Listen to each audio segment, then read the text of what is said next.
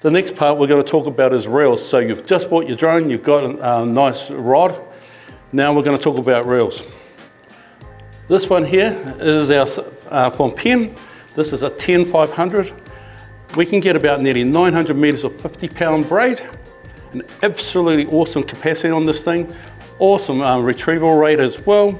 And this will suit most people on the east as well as the west coast.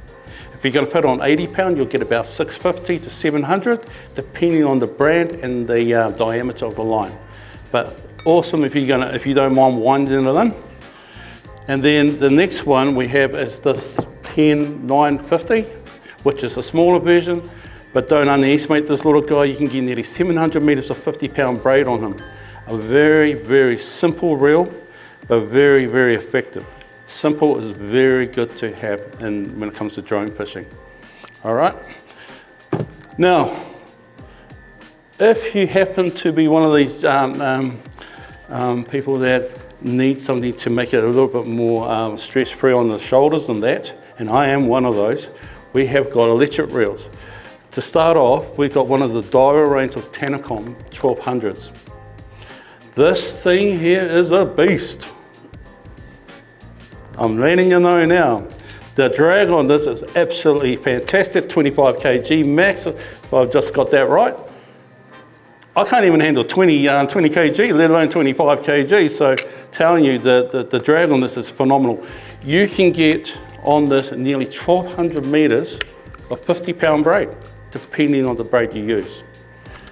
That's a lot of a line to bring in. So you can, if you feel like it, wind it in yourself for a while and then slam on the motor and it will wind in for you. Just a little tip on using the electric reels. When I fly an electric drone up in the air and fly it out, I always have it in free spool mode. If I'm on the spin reels, before the drone goes out, I open the bail arm and let that line come out. If your line's falling off the reel, whoever spooled it has overdone it for you, okay? So just letting you know, it should never fall to the side. But when we're flying out our line and we're using electric reels, throw it into free spool mode. Do not leave it in spool mode and back off the star drag.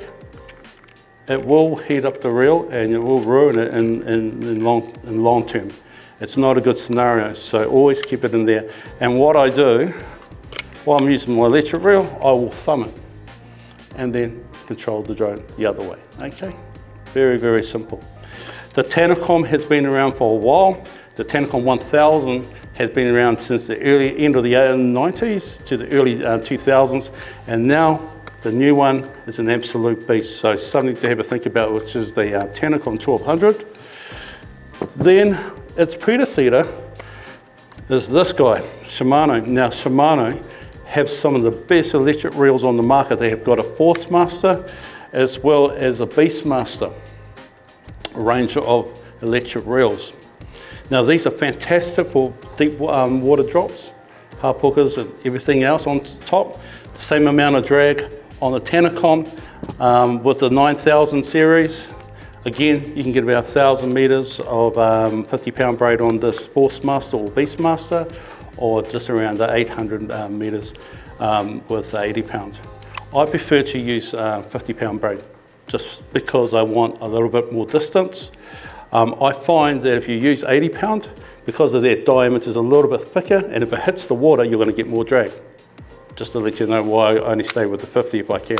I will use 80 if I'm down the South Island in a certain place where it's a bit of a rock reef structure. I will use 80 pound.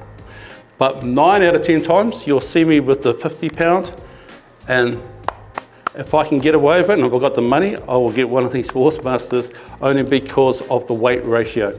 I find it's a much more well-balanced reel when you compare it to our predecessor over there. But that's just a personal thing. Same again, star drag on the side, clutch, everything. It's free spool mode. Very simple, but a very, very good reel.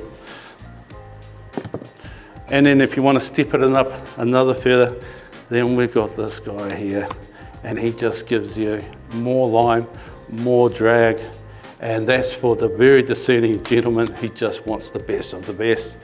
So if you pair it up with something like that, there you go. That's a lethal combination right there. Now the electric reels, obviously it's quite expensive to buy an electric reel, but I do ask people, have you ever winded 200 or 300 meters before? If you can't wind in 200 or 300 meters, I would suggest to maybe invest in an electric reel. It will save your arms later on. When you go out drone fishing and then you've got drag, and then you've got the weights to deal with, the sinkers, and whatever's on the end of it, it can be quite, you always feel like you're going to the gym. So I would urge you to consider looking at an electric reel if you can't wind in 200 or 300 meters. It's very, very something to have a little think about.